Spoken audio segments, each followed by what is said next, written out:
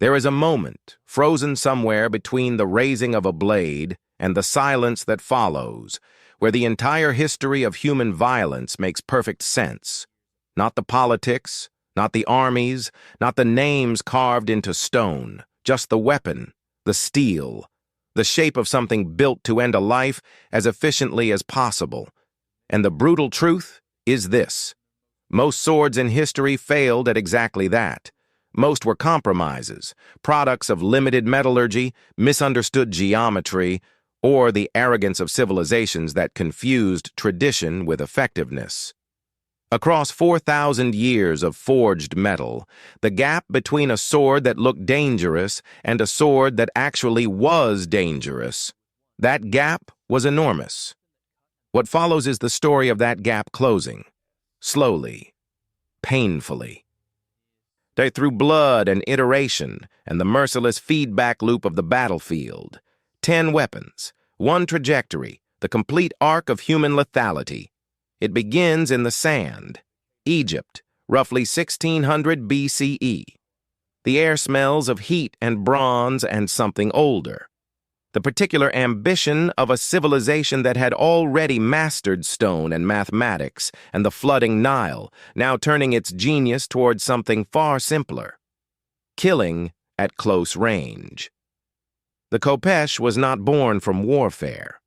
It evolved from an agricultural sickle, a harvesting tool, something used to cut grain. That origin tells everything about its limitations. The blade curved outward in a dramatic hook, bronze catching the desert light with a visual authority that must have felt terrifying to anyone standing on the wrong side of it. And for its time, against its context, it worked. Egyptian artwork covers entire walls with warriors brandishing it. Pharaohs are depicted mid-swing with a khopesh above kneeling enemies. The weapon became an icon, a symbol of divine power and royal legitimacy. But strip away the iconography. Look at the geometry coldly. Bronze is not steel. It cannot hold an edge under sustained combat pressure. The curved blade distributed force poorly. The hook that made it useful for pulling shields away from enemies made it awkward for direct thrusting. Against lightly armored or unarmored opponents in open desert warfare, it performed adequately. But adequately is not deadly. Adequately is survival, not dominance. Picture an Egyptian soldier in the narrow chaos of a siege. Walls closing in. No room to swing the curved blade in its intended arc. The hook catches on a door frame, or worse, and on another man's armor. The geometry betrays him in the exact moment geometry matters most. The khopesh was a weapon of ceremony masquerading as a weapon of war. Beautiful, significant, and fundamentally limited. Move west, move forward in time by roughly 1,000 years. Iberia. The rocky, sun-scorched terrain of what is now Spain and Portugal. A place where the mountains themselves seem built for ambush, where the Iberian warriors who lived there had developed something Europe had not yet seen. The falcata. If the khopesh was a sickle transformed into a sword, the falcata was something more deliberate, a forward-curving iron blade, heavy at the tip, engineered to deliver maximum force at the point of contact. The curve was not decorative. It was mechanical, yet it turned the motion of a downward swing into something that multiplied impact, that drove edge into bone with a force disproportionate to the size of the man swinging it. Hannibal's Iberian mercenaries carried it into Italy, against Roman legions, and Roman soldiers, disciplined, experienced, armored men who had fought across the known world, were reportedly terrified of what it did to their shields. It split them, not cut through them, split them, top to bottom, with a single stroke. There is an account, fragmented and disputed, of Roman soldiers returning from engagements with Iberian warriors and showing their commanders the damage.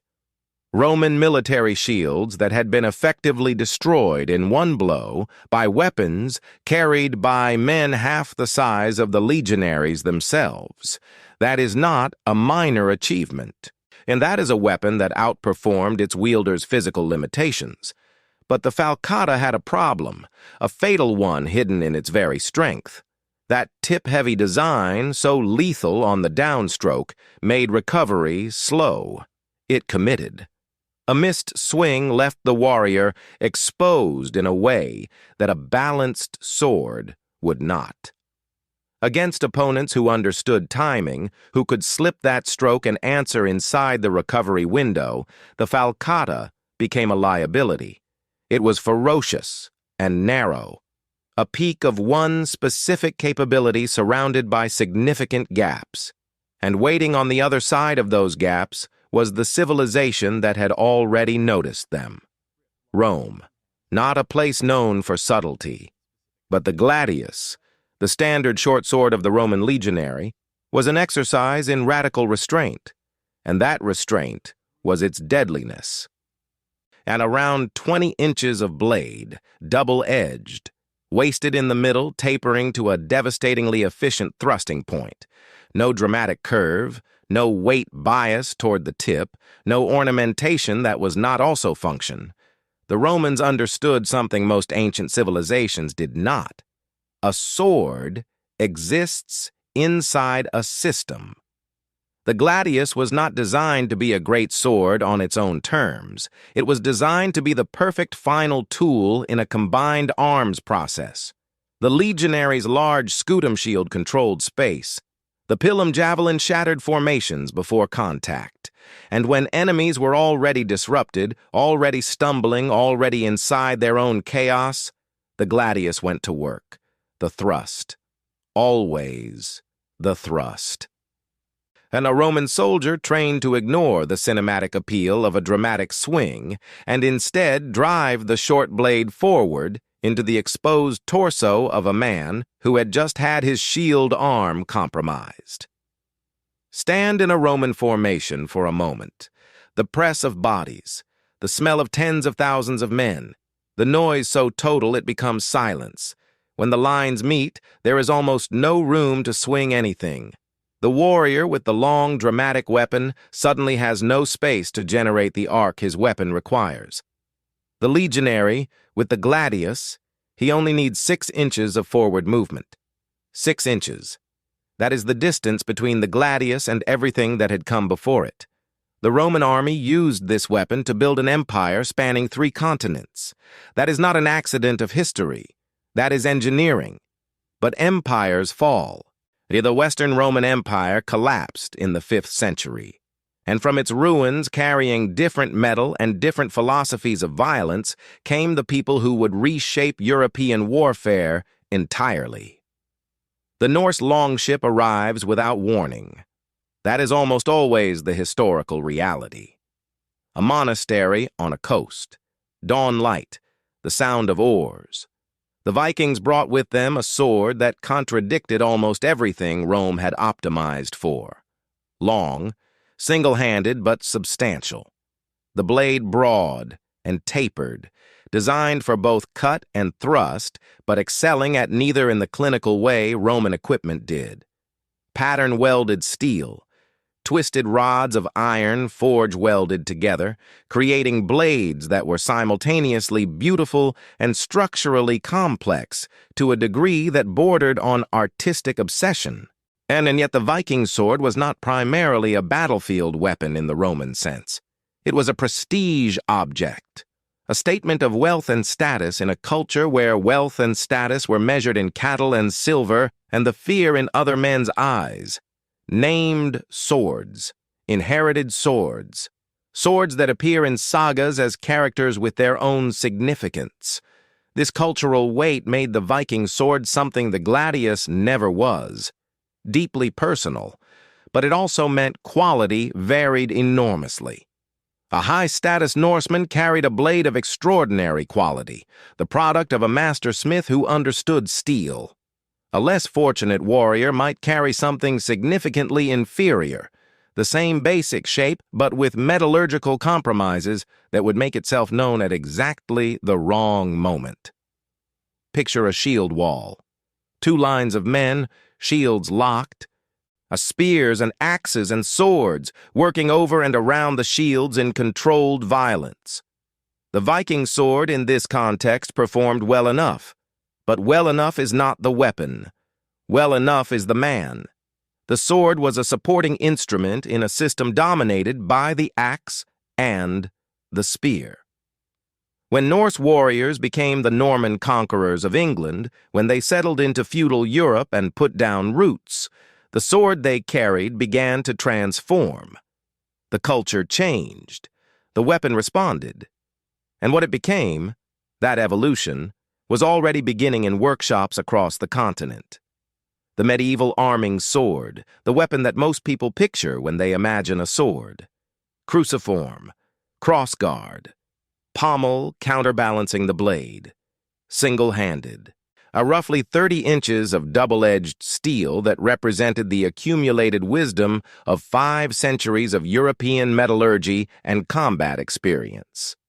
By the high medieval period, roughly 1000 to 1350 CE, this was the sword of the knight, the defining object of an entire class system, an entire warrior culture, an entire mythology of chivalry and honor that was built around, and arguably sustained by, the act of organized violence.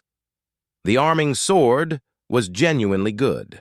Balanced in a way the Viking sword was not always guaranteed to be, effective for cutting, capable of thrusting.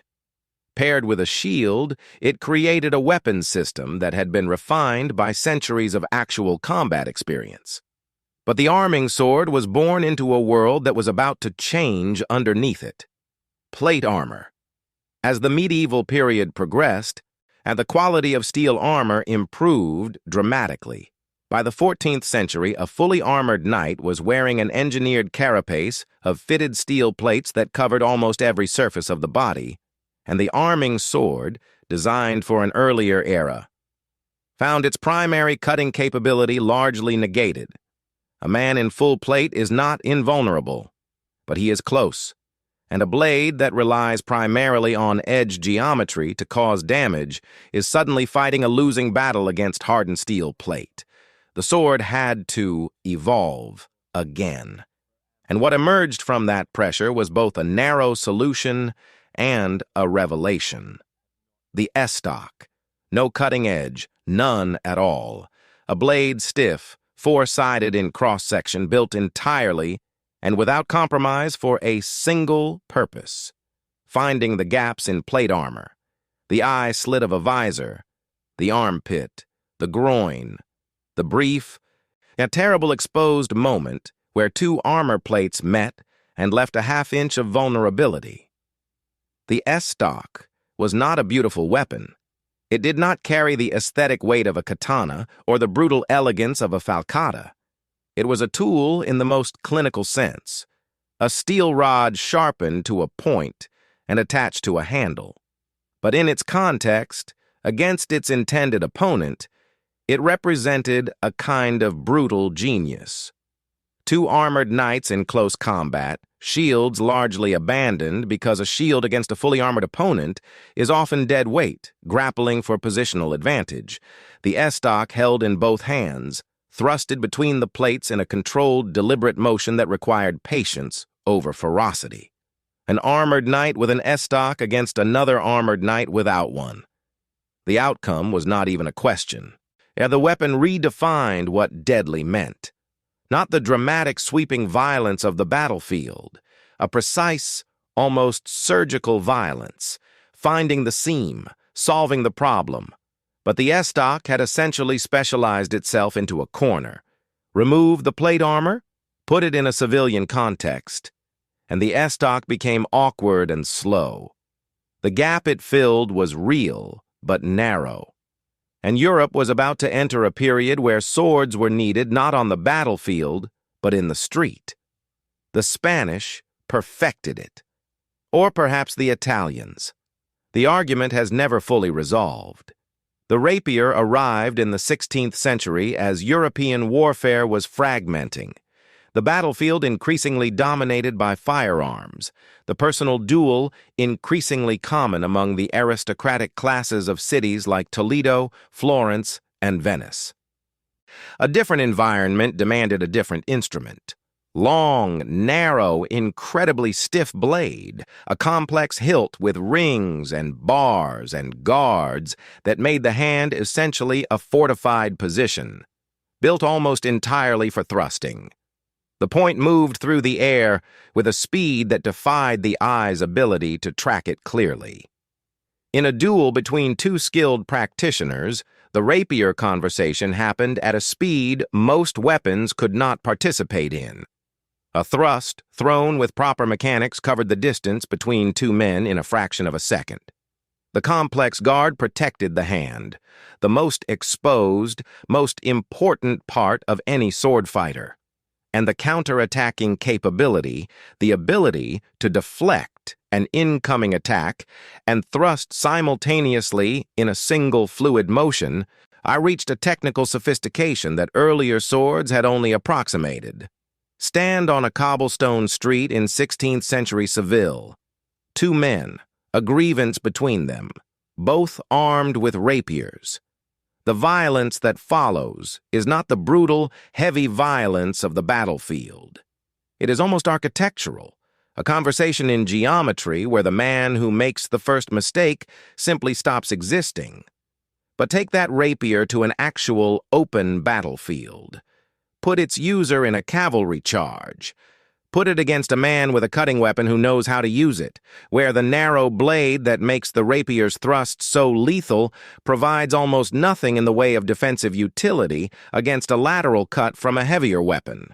The rapier's genius was context-specific, devastating in its context, inadequate outside it, and while Europe was having this elegant, a mathematical argument about dueling, an island civilization on the other side of the world had arrived at a completely different philosophy. Japan. Centuries of internal warfare between feudal lords, the Sengoku period alone being roughly 150 years of near-constant conflict, produced something that cannot be dismissed as mythology. The katana, a curved, single-edged blade of differential hardening, the spine left soft and flexible, the edge hardened to exceptional sharpness through the selective application of clay before quenching. A weapon that balanced cut and draw in a way that weaponized the act of drawing itself.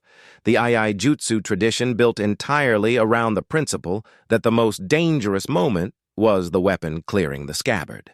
At the steel, Tamahagain went through a folding process that reduced carbon inconsistencies and produced a blade with a visible grain pattern that also served as quality control made manifest. In the hands of a trained swordsman against an unarmored or lightly armored opponent, the katana was something close to a perfect expression of one specific ideal, the fastest, cleanest, most decisive resolution of a lethal situation possible. Japanese sword schools, ryu, developed centuries of systematic knowledge about how to use it.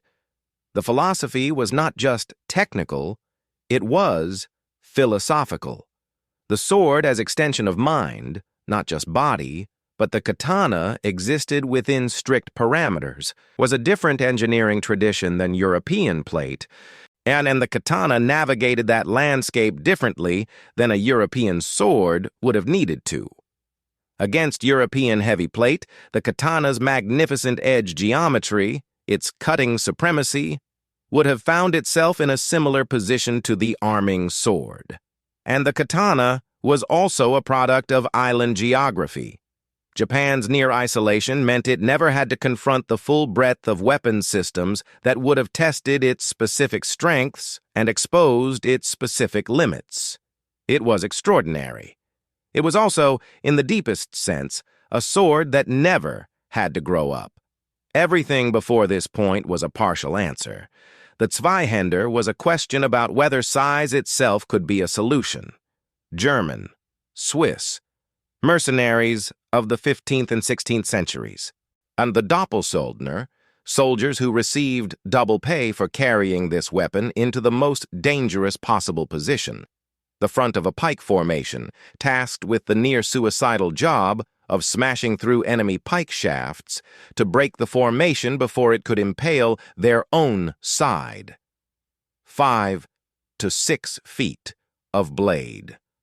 A grip requiring both hands, a secondary ricasso, an unsharpened section near the base of the blade, bound in leather, allowing a grip far up the blade for close-quarters half-swording technique.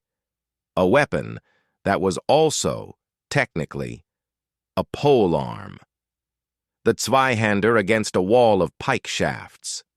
The soldier steps forward from the line, alone, or nearly so, into the space where pikes were converging.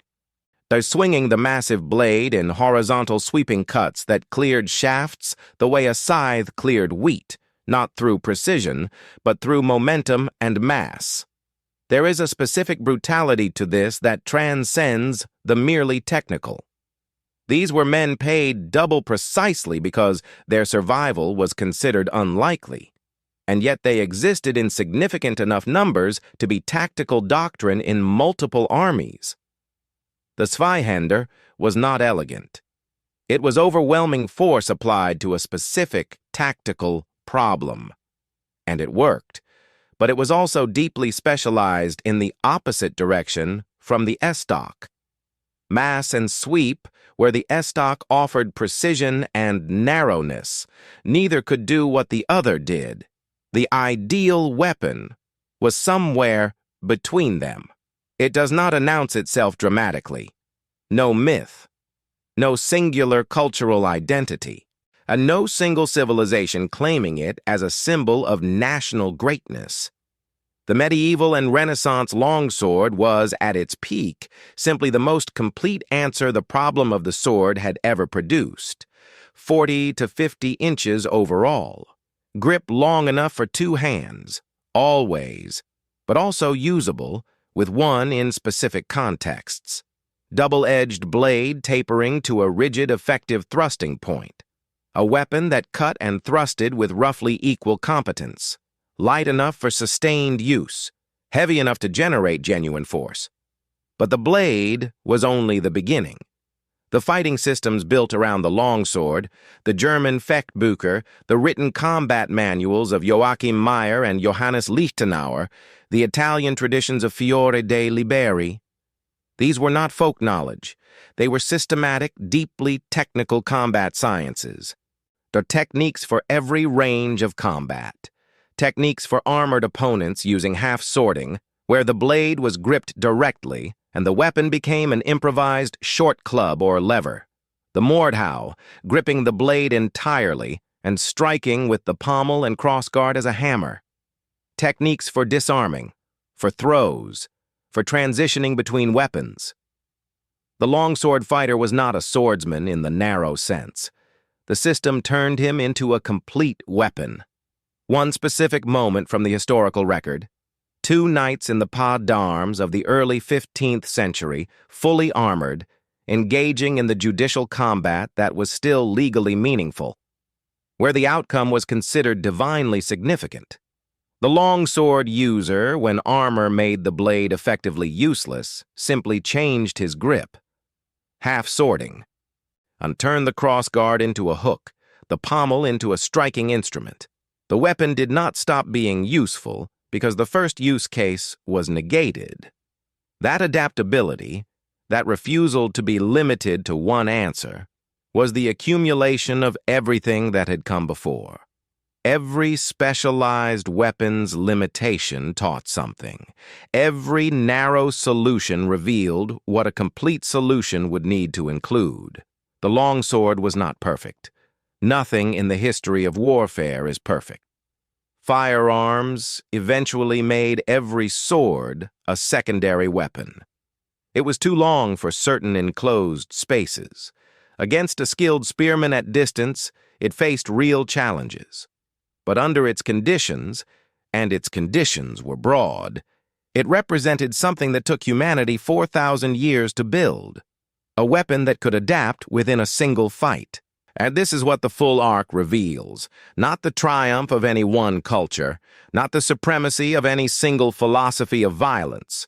What the progression from khopesh to longsword actually describes is something uncomfortable and true about the nature of human intelligence. It sharpens fastest under pressure. It refines most precisely when the cost of being wrong is immediate and final. Every flaw in every weapon on this list was paid for in lives. Every improvement was purchased in blood. The falcata's commitment problem, the arming sword's vulnerability to plate, the rapier's catastrophic weakness against cutting weapons, these were not discovered in workshops or theoretical discussions. They were discovered in the gap between one man raising a blade and another man realizing with complete certainty that the weapon in his hand was not enough. 4,000 years, 10 weapons, one long, brutal education. The sword did not make humanity violent, but violence made the sword everything it eventually became.